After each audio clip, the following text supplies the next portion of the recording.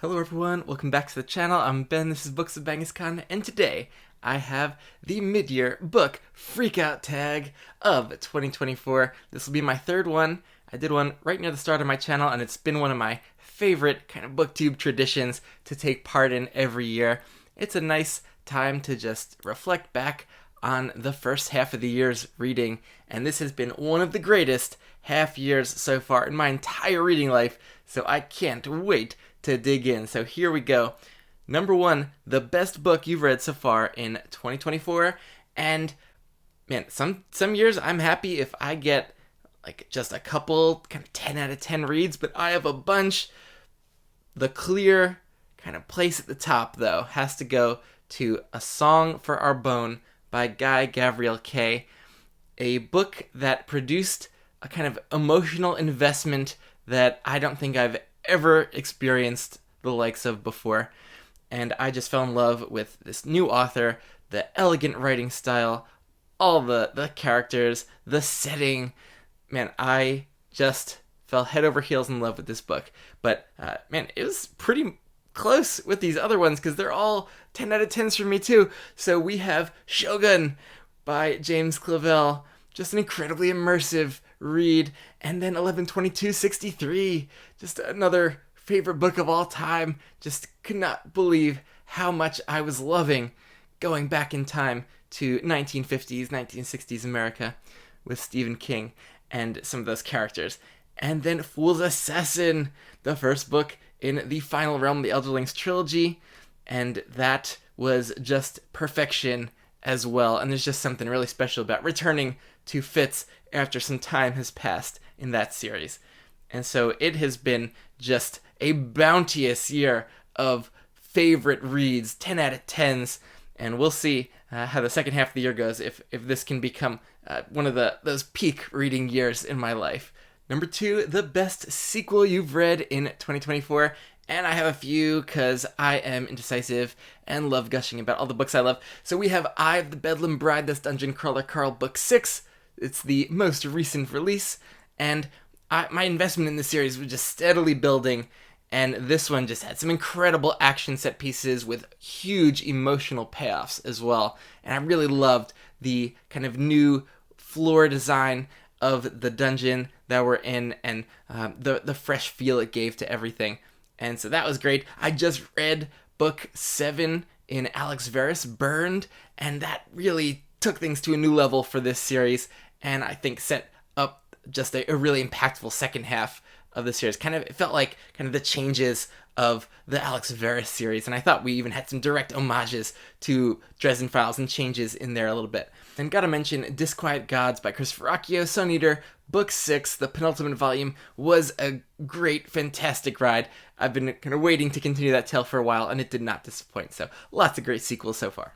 Editing Ben dropping in because I forgot two of my favorite sequels of this year, which were Shang and The Sword Saint, the sequels to Darien, finishing out the Empire of Salt trilogy. And these sequels were just dynamite, and the world-building expansion we got in Shang and the clash of cultures, these two city-states, just really brought the series to a new level. And then The Sword Saint was just an explosive, incredibly impactful finale. And so these were just some of my favorite sequels of the year, and honestly, just a fantastic overall trilogy by Con Iggulden. Prompt 3, a new release you haven't read yet but want to. I have a couple in my hands, and I've been trying not to hold off on a lot of new releases because I have so much older stuff to catch up on. But here we have Service Model by Adrian Tchaikovsky. That's the newest of his new releases this year. And some robot fiction. Man, I definitely am intrigued to see Tchaikovsky's take on that one. And also a self-pub release that just came out, Riven Earth by Zamar Amer. I just had a great chat with the author, and this is book 1 of his Astia duology. And with the second book, I think, already done and going to be released soon. And I've heard great things about this from Esme. It seems like gritty adult fantasy with some heart, and man, awesome cover with that, all those vibrant colors as well. Love that art. Prompt 4, my most anticipated release for the second half of the year, And we have first The Witch Queen of Red Winter. This is book 3 in the Red Winter Chronicles by Eddie MacDonald, and I really enjoyed the first 2 books, and I think this is setting up to be an explosive trilogy finale, and just a very solid adult fantasy trilogy. I think fans of Robin Hobb might really jive with this writing style in this series. But while that's anticipated, we have one of my most anticipated releases of all time coming up at the end of the year. That is Wind and Truth by Brandon Sanderson, Book 5 of the Stormlight Archive, and I am going to be picking that up at Dragonsteel. I have my Dragonsteel badge ready to go. I'm so excited. I've never actually been to a fantasy convention before, and so I'm just so pumped. And yeah, I've loved all of the Stormlight books so far, so I am as invested in this series as you could be. Prompt 5, my biggest disappointment, and I have only one real dud of a read this year that just did not click with me at all, and that was Dune Messiah. So I liked book 1, didn't love it, then I saw the movie of Dune, and still didn't fall in love, but was liking it, and then I saw this Dune Part 2 this year as it came out, and I was kind of had some momentum again with the story, and I'm like, okay, I wanted to continue. Let me just go for Messiah and see if I get intrigued enough to continue onward. And I just did not have a good time. I found it just boring. A lot of just dialogue-heavy scenes that weren't engaging to me. Didn't love the plot direction. It was just not catching my interest. But really interesting ideas, but I think I needed something more out of it. And so, yeah, I think I'm DNFing this series, although it's so hard for me. Once I'm already a couple books in, I feel like I just want to see what's going on in Children of Dune, if it'll go in a more interesting direction for me. But something about this particular story, the setting, the writing style, it just does not capture my imagination and help me get immersed in the story. And I just, there's not a lot there for me to enjoy. Prompt 6, a favorite new author, and I have a couple. Already mentioned Guy Gavriel Kay bursting onto the scene of my heart with Song for Our Bone. So no doubt we have him in place, and Matt Dinniman with the Dungeon Crawler Carl series. I just love the writing and the humor and the heart in those books, the character interactions, the found family. That is for me. And so there's a new author for me, and I want to get to his backlist and other books as well. And Lois McMaster Bujold. I recently started the Vorkosigan series with the first 2 Cordelia books, and I know when I fall that much in love with the start of a long series that it is going to be an amazing ride that I'm going to be taking on, and I can't wait to get to the rest of the series and her fantasy books as well. There was a lot of emotional depth and wisdom in these books that definitely reminds me of Robin Hobb, and I feel like I could so deeply relate and empathize with these characters and POV, and just the side characters, even who are the tiny side characters with barely any page time, felt fully realized on the page, and an amazing, fast-paced, interesting plot turns and twists, and so Bujold is really just firing on all cylinders for me. 7, the biggest surprise. First one is just how deeply I fell for the Dungeon Crawler Carl series. I was kind of expecting it to maybe hit to some extent, kind of like the Cradle series with Will White, where it took me a while to get invested, and then eventually I kind of was engaged but not loving it. But I was much more invested with this from the start, and then the first few books kind of had some elements that I didn't love, but then book 4 onward, 4, 5, and 6, man, just had my complete and full investment and took me on an absolutely wild ride. And so I never expected to love it that much, and I did something I've never done before, which was kind of read through all the books that are there in a series and then just start again and go play it on loop. I was listening to all these with Jeff Hayes' amazing audio narration, and I had done it so quickly in just a couple weeks to go through those 6 books that I was just not ready to leave those characters and Jeff Hayes, the narrator, yet. And so I just went for it again and read all 6 books immediately after I had read them the first time. And so that was a huge surprise that it was that big of a hit. Another one was how much I loved Shards of Honor. That was Lois McMaster Bujold's debut novel from the mid-1980s. I thought that it might end up reading very clunkily for me, or just be really rough around the edges, and I thought it was just about perfection. It was a very tight, elegantly written story, and that one was a big hit as a book one, and a very pleasant surprise, and I think this series is going to become a new favorite. Prompt 8, a book that made you happy, and I have to go with Darien by C.F. Iggulden, who is Conn Iggulden, who usually writes historical fiction, has published many of those, but he has a fantasy trilogy, the Empire of Salt trilogy, that was just released a few years ago, and this came out of left field, read by Kyle, wanted to buddy read it with me, and I hadn't heard nothing about it ever in my entire life, and it was so engaging from start to finish. There was a liveliness, there was so much voice in all of the different POVs, the dialogue was very lively as well. It just was brimming with energy, and just was so unpredictable. This whole trilogy was unpredictable. You just can never see what was going to happen, what was around the next corner, and it was always something interesting and exciting, and all these characters that are introduced ended up having more depth and complexity than you might have first thought when they first came onto the page.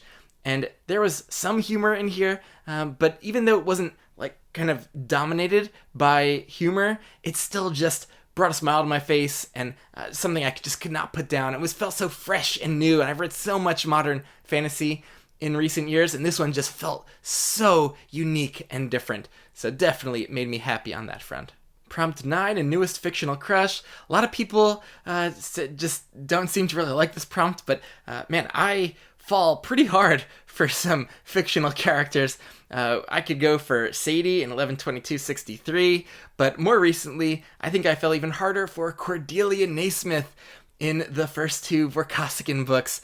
This is someone around my age, kind of mid-30s. She's a survey explorer and gets just embroiled in this very intense, high-stakes plot, and the internal monologues we have for her just had me really just relating to her so deeply. She's clever, resourceful, brave, courageous, and with a really understanding depth of psychology to her as well. Man, big new crush for sure. Prompt 10, a newest favorite character.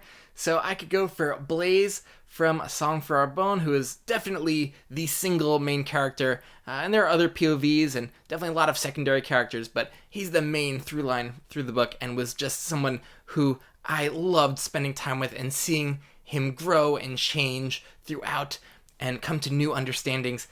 Just a character I really came to love deeply.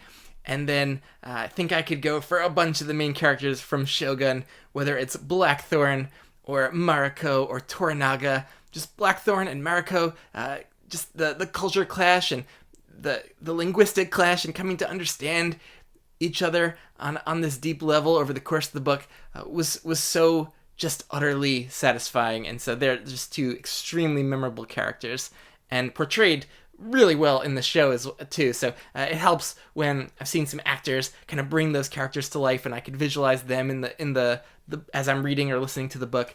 That helps bring those characters even to greater life for me, and so they're so memorable. Prompt 11, a book that made you cry. So I don't get brought to tears too often, but man, A Song for Our Bone made me break out the tissues. It had me blubbering. And thank God I was reading alone that day. No one could see me. And for the last couple hundred pages, I was a mess in one long marathon reading session to kind of get through the last act of that book. And the falling action was just so beautiful and dramatic. And so, yes, I have a very clear answer for that one so far. The only book so far this year that did it. But I'm hoping more K-reads to come could pull that level of emotion out of me, because that is really what I'm looking for. I want to get emotionally involved, and I want that physical emotional reaction that I can't even control to come as evidence of how much I am moved. 12, the most beautiful book you've received this year, and this Dragon Mage special Kickstarter edition is something else. I do love the color scheme and the cover design, but the hidden foredge painting is just unlike anything I have seen before. We have the dragon from the original cover when you look that way, and then you have this other red dragon. If I could figure out how to do it. You have that red dragon when you move the edges around the other way, and that is just an aspect of this book design that is going to make reading it a delight and extra special. And I hope other authors saw this and take some notes, something they could add in to their own special editions in the future. Alright, prompt 13, what books do you need to read by the end of the year? So there are a bunch of series I'm going to finish up. I'm in the middle of book 3 of the Dandelion Dynasty, Veiled Throne right now, so I'm going to be getting to Speaking Bones for sure to finish that series up. And I'm going to be probably finishing up the last 5 books of the Alex Verus series. And those are all pretty short and breezy. And then I have the Fitz and the Fool trilogy to finish up. The last 2 books there. I can't wait. That is Fool's Quest and Assassin's Fate. And I'll be doing those with my buddy reading partner in crime, Colin from Colin's Corner, and finishing up that long journey. And then, of course, I already mentioned a couple new releases I was looking forward to.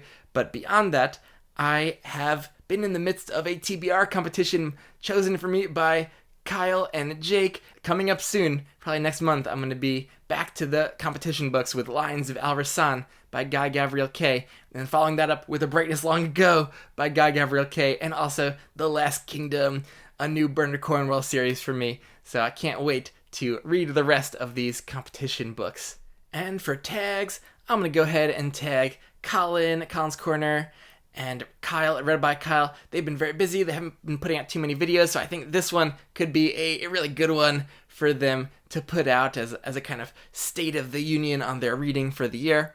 And then just anyone who wants to put up a mid-year Freakout tag, just go for it. These are great prompts, so I'll tag anyone who wants to put up a video. So that was my mid-year Freakout tag 2024 edition. Tell me what you think. Throw in your answers to any of these prompts in the comments. I'd love to hear, and I'll catch you later.